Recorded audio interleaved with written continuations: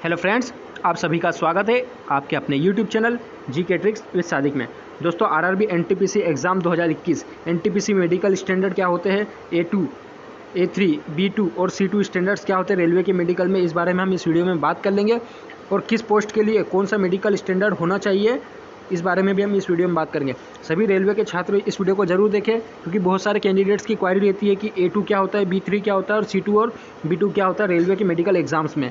ठीक है, तो ये आपके लिए जानना बहुत ज़रूरी है और आपके लिए बहुत ही इंपॉर्टेंट वीडियो होने वाली है। प्लीज़ वीडियो को आखिर तक जरूर देखिएगा और इस वीडियो को दोस्तों के साथ ज़्यादा से ज़्यादा शेयर कीजिएगा।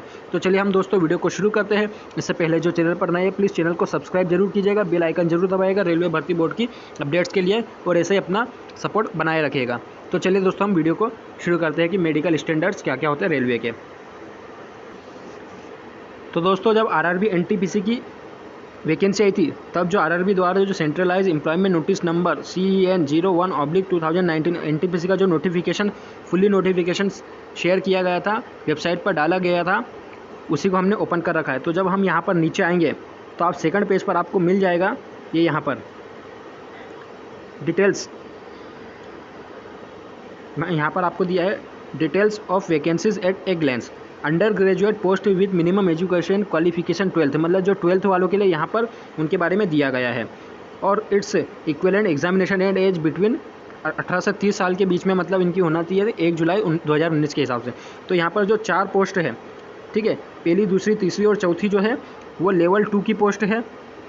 ठीक है, उसी के बाद जो 5वीं पोस्ट है वो लेवल 3 के लिए पोस्ट है। ठीक है, तो यहाँ पर हम बात कर लेते हैं कि इनमें कौन से मेडिकल स्टैंडर्ड्स होते हैं और कौन सा इनिशियल पे इनको कितना मिलता है। तो लेवल 1, 2, 3 ये जो पहला, दूसरा, तीसरा, चौथे नंबर की जो पोस्ट है, जैसे जूनियर क्लर्क कम टाइपिस्ट, अकाउंट क्लर्क कम typist, junior clerk, junior time keeper और ट्रेंस क्लर्क, ये जो है सारी की सारी जो 4 पोस्ट है वो लेवल 2 के लिए है और इनको जो है 19,900 बेसिक पे मिलता है। ठीक है, उसके बाद TA, DA, नाइट अलाउंस वगैरह वगैरह वगैरह और भी चीज़ें मिल जाती है। उसी के बाद अगर बात कर लेते हैं तो जो 3 पोस्ट है, जैसे जूनियर क्लर्क कम टाइपिस्ट, अकाउंट क्लर्क कम टाइपिस्ट और जूनियर टाइम कीपर, इनके लिए मेडिकल स्टैंडर्ड C2 होना चाहिए। अब C2 और A2 वगैरह क्या होते हैं, इस बारे में भी अभी हम बात कर लेंगे।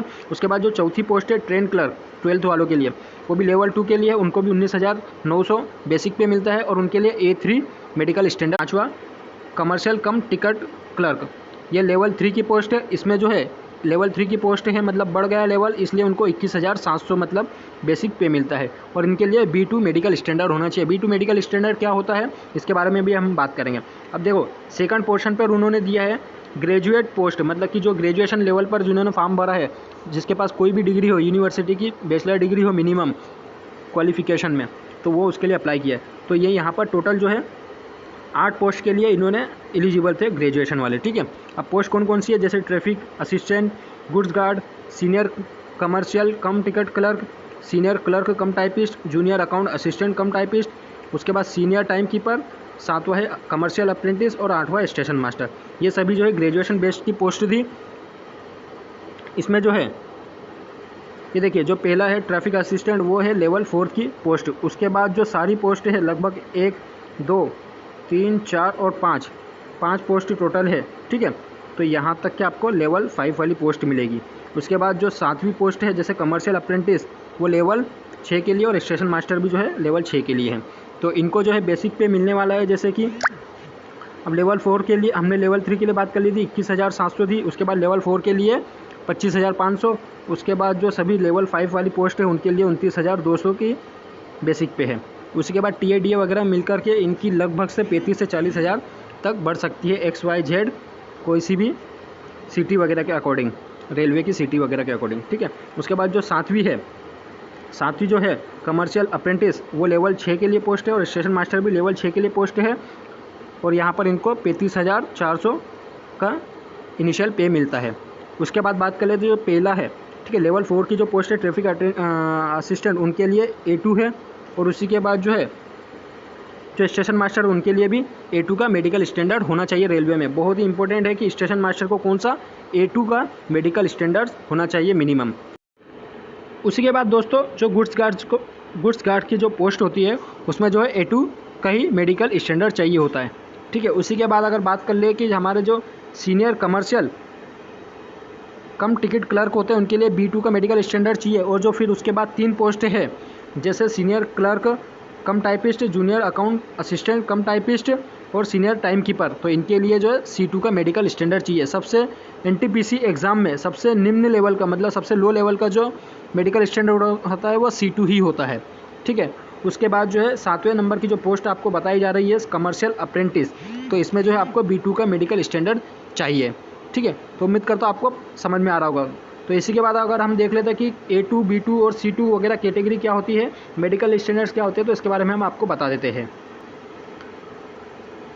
तो यहाँ पर देखिए दोस्तों, यहाँ पर medical standards for the post मतलब NTPC के एग्ज़ाम्स के लिए जो भी जिस पोस्ट के लिए क्वालिफाई होता है उसका उस मेडिकल एग्ज़ाम में क्या मतलब स्टैंडर्ड होना चाहिए ये बताया गया है। तो जैसे A2 जो होता है, A2 का जो मेडिकल स्टैंडर्ड होता है उसमें हर चीज़ में देखिए यहाँ पर आपको जनरल फिटनेस में आपको दिया जाएगा कि physically fit in all respect, ये आपको बेसिकली है मतलब आपको हर चीज़ में मतलब फिजिकली फिट होना चाहिए हर रिस्पेक्ट में। उसी के बाद अगर बात कर लेते हैं तो यहाँ पर दिया है कि A2 जो मेडिकल स्टैंडर्ड होता है जैसे स्टेशन मास्टर, गुड्स गार्ड के लिए, ठीक है, ट्रैफिक असिस्टेंट के लिए, तो उनके लिए जो है यहाँ पर दिया है डिस्टेंस विजन 6/9 6/9, मतलब कि यहाँ पर जो आपका A2 का जो मेडिकल स्टैंडर्ड था वो 6/9 6/9, मतलब कि आपकी दोनों आंखें 6/9 हुए तो भी चल जाएगा विदाउट ग्लासेस। बस ध्यान रखिएगा विदाउट ग्लास मतलब कि बिना चश्मे के होना चाहिए और यहाँ पर कोई भी फॉगिंग टेस्ट नहीं किया जाएगा, ठीक है।